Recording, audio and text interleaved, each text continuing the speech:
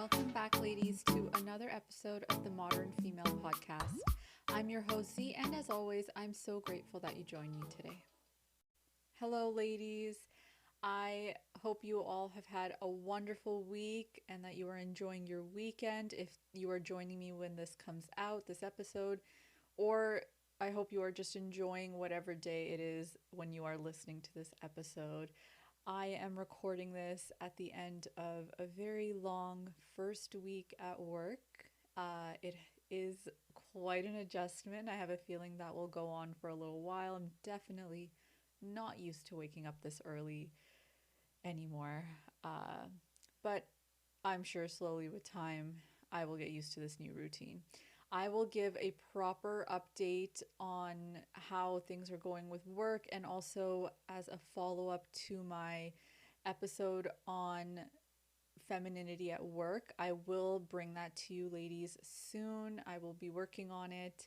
So please stay tuned for that. I won't get into how everything is going at work too much in today's episode because today we will be discussing a topic that was actually suggested to me by one of my lovely listeners, and I really appreciate it because honestly, this is a wonderful topic idea. So thank you so much for reaching out to me and asking me to speak on this.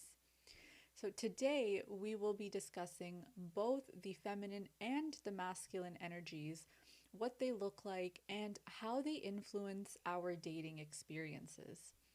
I've definitely discussed feminine energy quite a bit in previous episodes in the context of dating and otherwise, so I will try not to repeat myself unnecessarily today. Generally, when we hear masculine and feminine, I think most of us think of the traditional idea of a masculine man and a feminine woman. I personally feel that this traditional notion is what applies to me specifically, personally. However, these energies are not assigned to only one gender or the other. It's not set in stone at all. Masculine and feminine energy can show up in different ways in people and especially in relationships, in a variety of mixtures and ratios, and there is no one right way to be here. Just adopt what works for you. Very briefly, again, so that I don't repeat myself too much, the feminine energy represents and entails emotions and feelings, creation, creativity, building community, and bringing people together, and it tends to be a receiver of things and of actions. So it is kind of natural or an automatic thought to just assume that masculine is the exact opposite. And in certain aspects, that is true, but not entirely. A masculine is more so a giver, a provider. You can pick this up from the traditional gender roles that we have seen in the past, and sometimes now.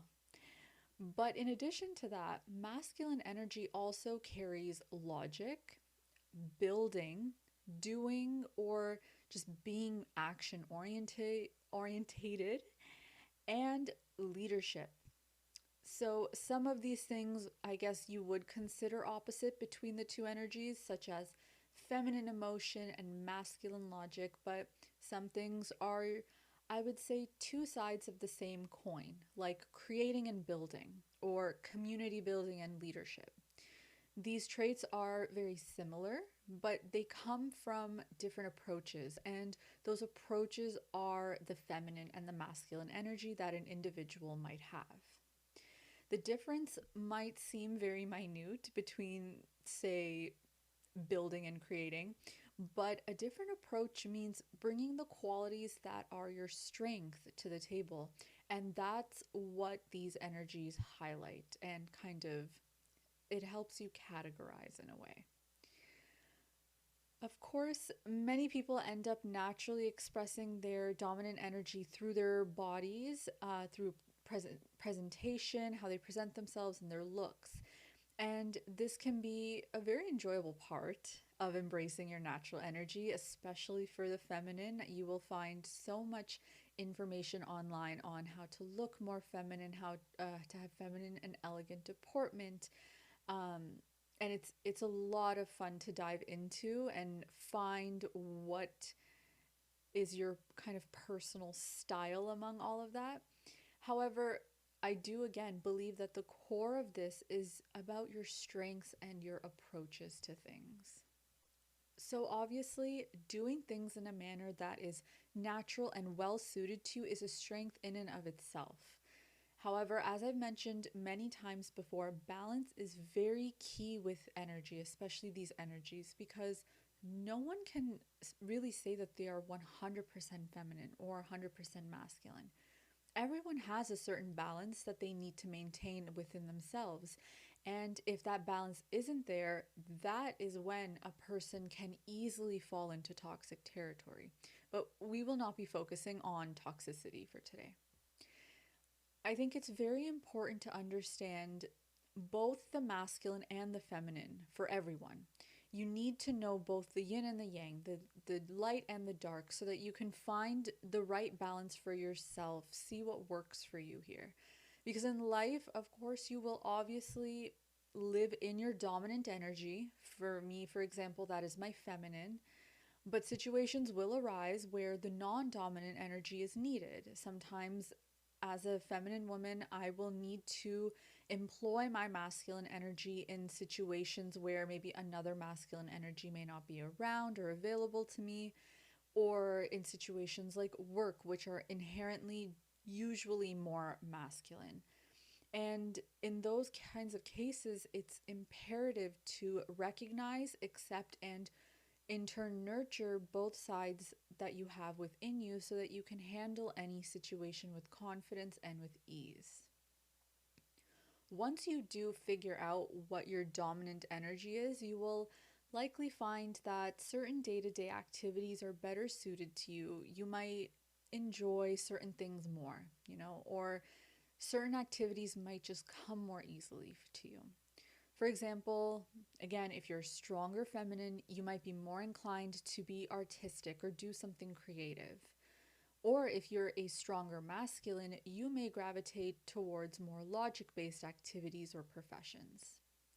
And sometimes it's not even just about what you gravitate towards, it could just be what you genuinely enjoy.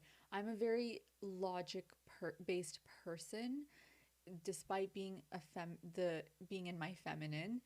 I think that balances out with how much I'm in tune with my emotions. But I would say that I get a stronger enjoyment and pleasure out of doing things that are artistic or creative.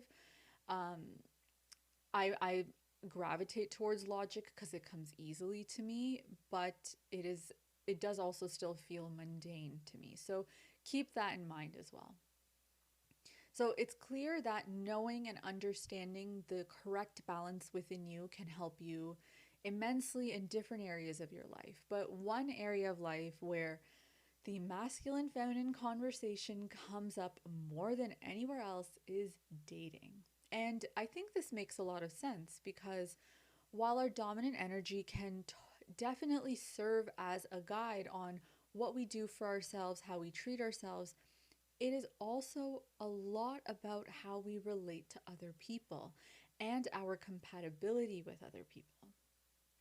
If you have an understanding of your own energy, you can then understand what energy and traits you seek in your ideal partner because you will understand the dynamic that you want and the dynamic that you actually thrive in. And you can then look for that accordingly. As I dive into this a little bit more today, I want to note that I will be presenting these ideas just like I have been with my little examples so far from my personal perspective and the standpoint that I usually speak from in this podcast, and that is as a feminine woman. But take them as you may. Sorry, I'm very tired, but I wanted to get this out today. Take them as you may, and you can apply them to yourself however it fits as a feminine woman, feminine man, masculine woman, masculine man, somewhere more in between masculine and feminine. It doesn't matter. Take them as they work for you. So, as a feminine woman, I am looking for a masculine man. In short, I am looking for a more traditional type of relationship. being in my feminine energy, I am looking to be the nurturer of the relationship, taking the role of caring, and the one who can and will be the lead in matters of emotion and communication, and the one who creates space for each of us and our emotions within the relationship. This is not to say that my partner will not do any of these things, but these will predominantly be my responsibility. I would like to take them on as my responsibility. In return, I desire a man who can be the provider for us both, who is inspired to take care of me and protect me and our family, who is able to lead in the decisions of logic that might be required within our partnership. In my perspective, a masculine and a feminine combination works best when both parties are present and involved, of course, but depending on the strengths of either side, they will each take the lead in different matters where they are stronger. I think that just makes sense, right? I would say I am very clear on the type of behaviors now that I am looking for in my ideal partners, and I know my overall standards for the relationship that I want with my life partner. And so this has definitely helped me in weeding out matches that are just not it, that are no good for me. But dating is still definitely a struggle, and not just for me or anyone like me who has an understanding of their energy, but it can be difficult for everyone. And I will get into why. Like I mentioned earlier, traditional gender roles used to exist because they presented the general distribution of masculine and feminine energy among the population. Men are generally masculine and women are generally feminine. Again, it could be the other way around. It can often be that way, but this is general. Obviously, we're all aware of how these roles were taken to such extremes that both sides suffered for it. Women were treated as just inherently weak, often as property, while men suppressed their emotions to the point where all they could comfortably express is rage and violence.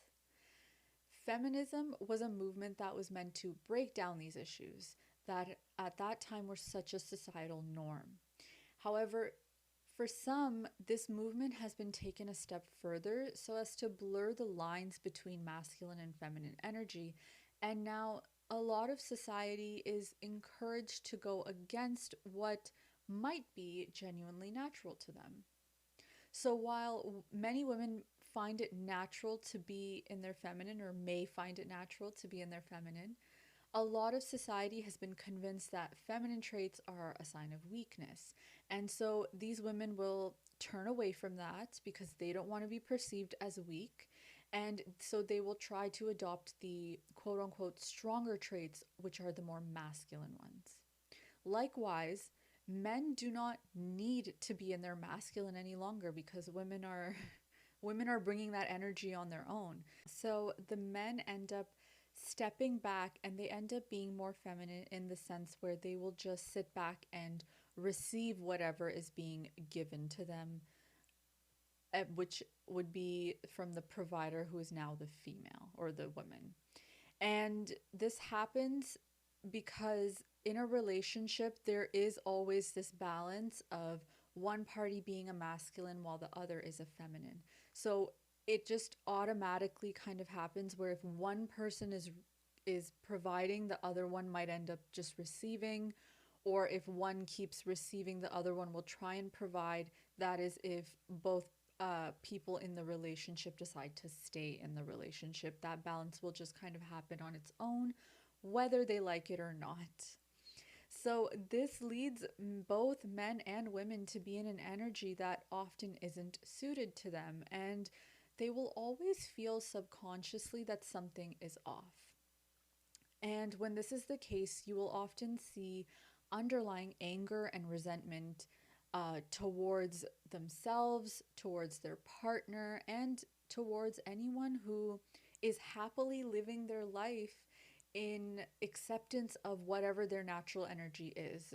You see that with women a lot. Women will be envious of other women or just be nasty to women if they are, just confident and happy and fulfilled in whatever energy it is they're living in. And that is why, because you can see that the other person has something that you don't, and you maybe can't even identify what that is. You probably can't, but what that is you are not fulfilled. And you are not fulfilled because you likely have a deep desire to be treated one way, but your actions come from a place that doesn't attract that. You might have a feminine desire to receive and to nurture, and so in turn you want a masculine man, but you won't attract a masculine man because you're the one acting with the masculine energy in your dating situations. I really believe that this is a big reason for so many people who are unfulfilled in their relationships now. Many women are trying to take on these more masculine traits for whatever reason that they have been convinced to do so. And they are trying to lead and be the ones to take action. I was one of those women for a very long time. And this puts men in a more feminine position. A true masculine man will not be fighting with you for leadership. He will just walk away if he is not given the opportunity to lead. And a feminine man, or a man who is not truly in his masculine, he will just sit back and let you take the lead if you're the one already doing it. So if you are someone who desires a masculine partner, being with someone feminine will of course leave you wanting for more. And this isn't to say that this isn't a natural dynamic for some couples. There are definitely so many people out there where the women actually just identify as being more in their masculine energy and the men more in their feminine. And when they come together, they thrive in a beautiful relationship together. But for those who are going against what is natural to them, there will be a struggle of power. There will be a struggle in working together in the partnership because you're not actually addressing the deep internal desires you have, which may just be having a more quote unquote traditional relationship. So, as I've said, this information can be very helpful for you once you have a firm understanding of what is natural to you, and then in turn, what kind of person will complement and be compatible with you. You can then date and look for a partner accordingly with a lot more confidence.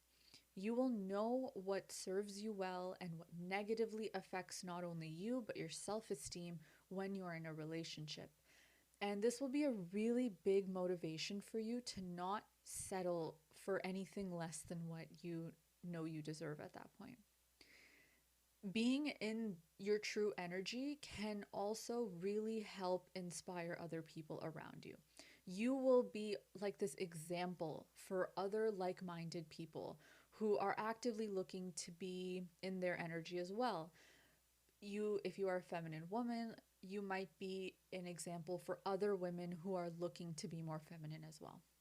Of course, there will always be the envious ones who are just not yet at a point where they have understood what's going on internally for them. If this is the case and this is the cause of some of their obstacles that they have inside of them. So, of course, you have to be mindful of those people. But being an inspiration and a magnet to like-minded people will always be rewarding. You will also, being in your feminine energy, be able to inspire men to step into their masculine by making space for them to take action from a masculine place. And that will be space that is healthy. It will allow them to be masculine in a healthy way, not toxic, all while also allowing them to learn how to be in touch with feminine aspects of themselves and helping them to achieve that inner balance within them as well. You will notice that when talking about getting men to a healthier masculine place, I'm phrasing it as inspiring them. And I'm doing that intentionally because I really think that it begins with the feminine. The feminine is the creator. If you think about it, even life starts with the feminine gender, the typically feminine gender, the woman. So I think it's up to the feminine to draw out the masculine energy in a man and inspire him to step into it. We've spent a long time now following men's lead in terms of being more action oriented, working on our careers for ourselves, being leaders, and all of this is wonderful. It has helped us nurture our masculine sides, however small they may be for us, some of us. Now it is time to step up and help the masculines in our world to be more emotionally in tune with themselves, improve their communication of those emotions, and help them to work within a community and trust that community. The masculine and the feminine, they absolutely can and they must work together on not only an individual level, but also a collective level. I hope that that gives you a better insight into the masculine and the feminine energies and how I believe they work together and what actions are in your power in this kind of dynamic. I find that this is one of those topics where I gained an understanding of it. Somehow it clicked in my mind, but I can't always exactly put that my understanding into words.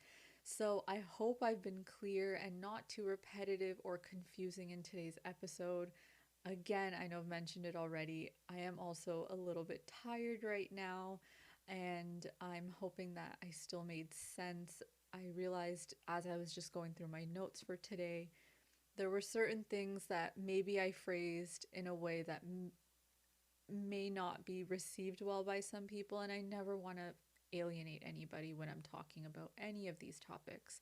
And so I tried my best on the spot to make it a little bit more digestible for a wider audience. So I hope that I didn't muddle up my points in trying to do that.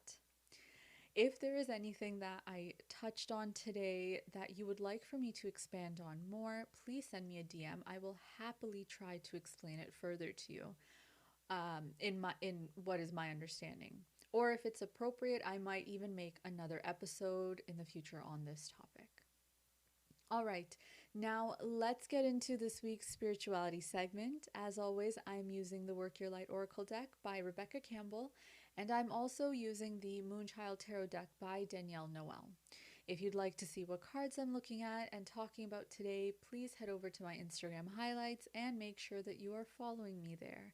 And while you're there, go on and give me a little share as well. Share me my account with someone that you think might enjoy the podcast as well. Okay, so this week's cards are the Nine of Pentacles in reverse and Don't Dim to Fit In. So as usual, I will not be describing the cards in a ton of detail, only parts that I feel I really need to specifically point out. If you want to see the card, again, please go to Instagram. And I won't be reading directly from the booklets unless I feel I really need to clarify something or if I just feel called to. So, the Nine of Pentacles is typically a card about growth and stability and pleasure from moving forwards and moving and having that growth and that stability. But when it's in the reverse like it is here, the card shows a more, what I'm getting from it, a more desperate and inefficient attempt to get those things. You definitely desire growth. You want to achieve your goals. You want comfort and happiness, but you're not going about it the right way right now. You might be focusing on the wrong things, or you might be letting yourself get caught up or distracted in things that are just not relevant to your journey, that the journey that you need to be on towards your goals. Don't dim to fit in is giving the exactly the message that it sounds like. Don't dim your light. Don't shrink yourself to accommodate someone else or to make them feel more comfortable. If someone is requiring that from you, then that is something they need to be working on for themselves. It's not your responsibility to suppress parts of yourself for someone else. I feel like this is what is getting in the way of your desires and goals. You're worrying too much about someone else's feelings instead of being responsible for and managing your own feelings and actions. No one can take care of your emotions for you. No one can do the work towards your goals for you. That has to be all you. You have to bring your focus back to yourself and what you want if you genuinely want to get to these goals, if you genuinely want to achieve them. The Nine of Pentacles in reverse is calling you to take a hard look at yourself and what you've been doing, and just be honest with yourself about where you're not doing yourself justice, where you're not doing enough, or maybe not focusing enough on yourself. I think that there's a hint here that it has to do with another person and just caring too much about their feelings. But for some of you hearing this, it definitely could just be you're focused on something else. Something in this material world is just distracting you, and it is taking you away from the progress you could be making. Regardless of what it is, you just need to make that assessment of your recent actions and then make the changes that are necessary so that you can just surge towards the things that you most desire. As always, I hope that message resonated for you and that you enjoyed today's episode as well. I post a new episode every Saturday, so make sure that you are following me on your favorite podcast app and on Instagram and YouTube. All of the links will be in the show notes. Thank you again, ladies, for joining me, and I can't wait to speak to you all again next week. Bye!